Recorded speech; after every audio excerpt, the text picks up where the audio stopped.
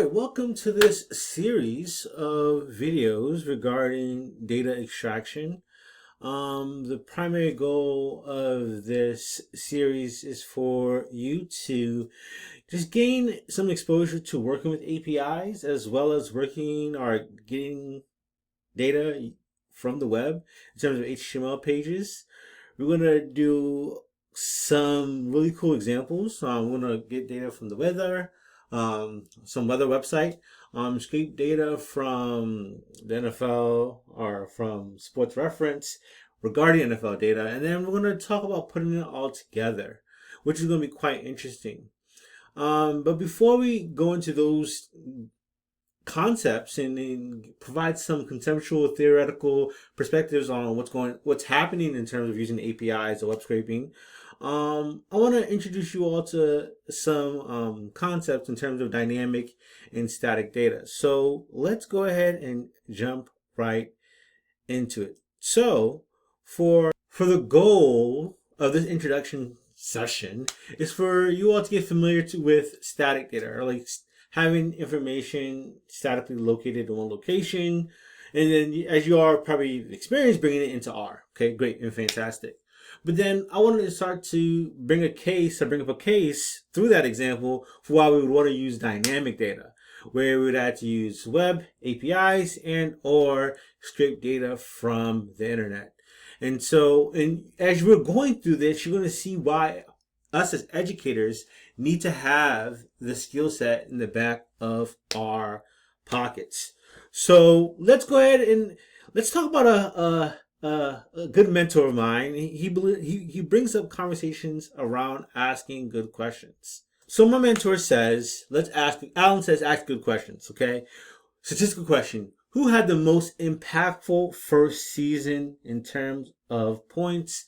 Michael Jordan, LeBron James, Kobe Bryant. If you know me, I love this data set.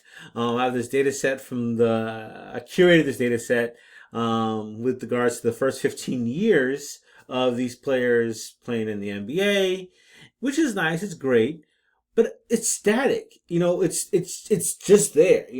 And so we're going to bring it into R like we've done before, just to get our minds into the R mode.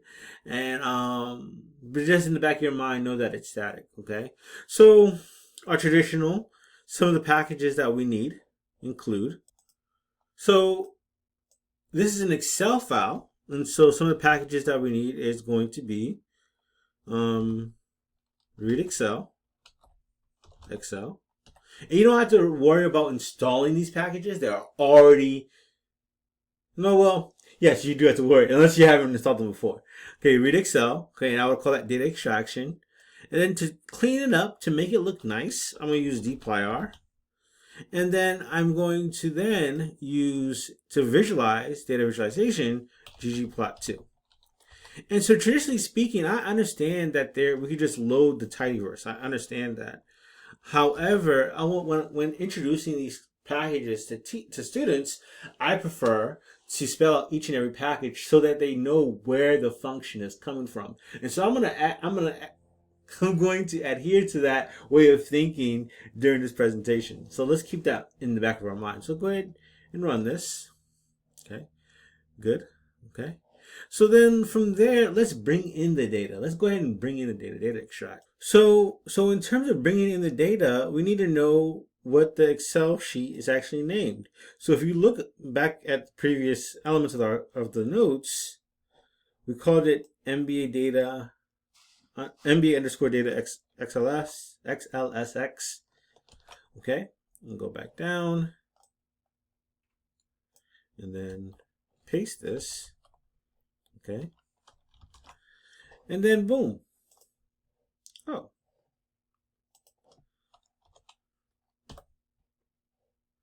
let's see, where's the error? Oh, I forgot to provide the function. It's called XLSX.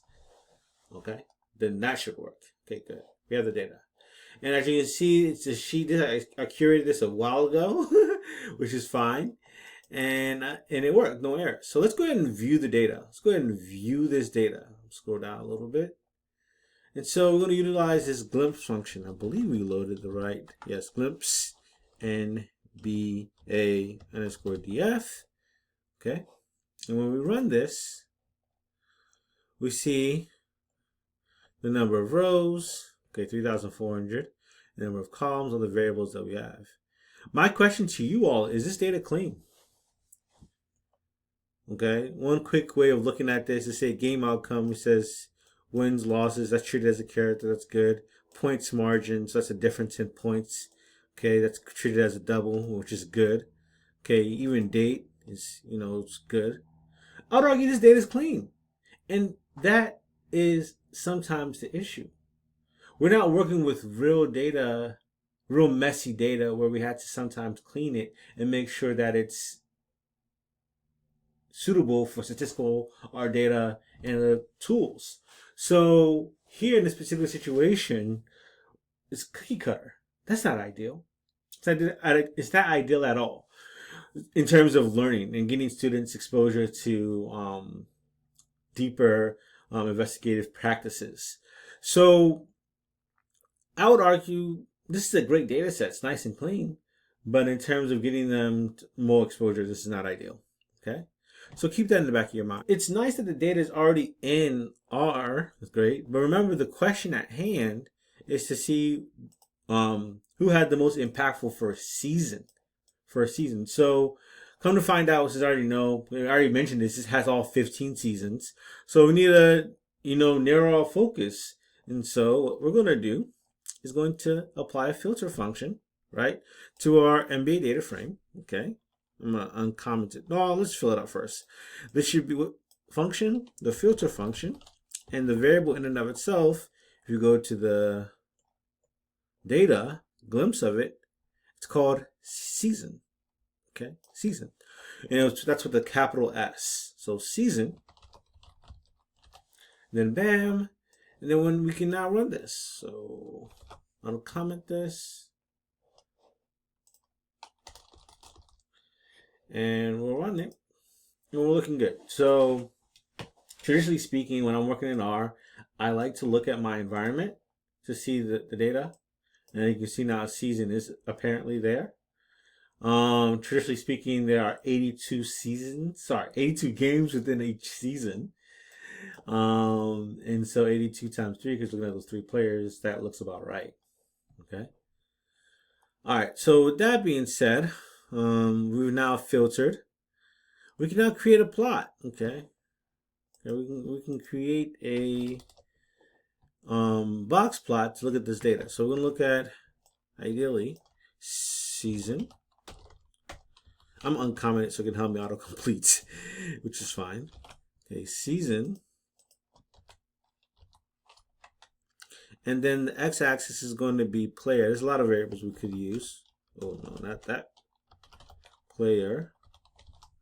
And then it should be points. The acronym for points is PTS. And we say we're going to look at a box plot. Okay. I know I should have gave you time to try this on your own, but we're reaching at 8 minutes and we're doing pretty good. Got an error, good. So ggplot, geom plot, geom box plot, problem with aesthetics, player not found. Okay, it's not called player. What is it called? It is called, it's a lot of them. We can say name. Let's say name. Let's do name. That'll be just their initials, but that's fine. So here we go. So here, now we did the ETV process, extract the data, we transformed it, we filtered it, now we're visualizing it. And so we can now ask ourselves, who did better in terms of their first season? Michael Jordan, our favorite. No biases, of course. And so when it comes to this particular example, again, we answer the question, but is this realistic? One of the questions that maybe you already saw, if you scroll down a little bit, is, are there only 3 players in the NBA, right? What about some historic players? Look at Michael Johnson and Wilt Chamberlain. Michael Johnson's like this, hey, did they forget about us? And then Wilt Chamberlain's like this, I can't believe they forgot about us, And then look at recent player like Jay Morant and Luka. What about these players? They want to be considered. Jay saying, can you imagine that they're not considering us as one of the greats? So if we need to answer more dynamic questions, we need to give the students the tools to be able to do so. We have to give the students the tools to be able to do so. All right. So instead of just going and creating or continuing on, let's do another video and stay tuned. Thank you for watching.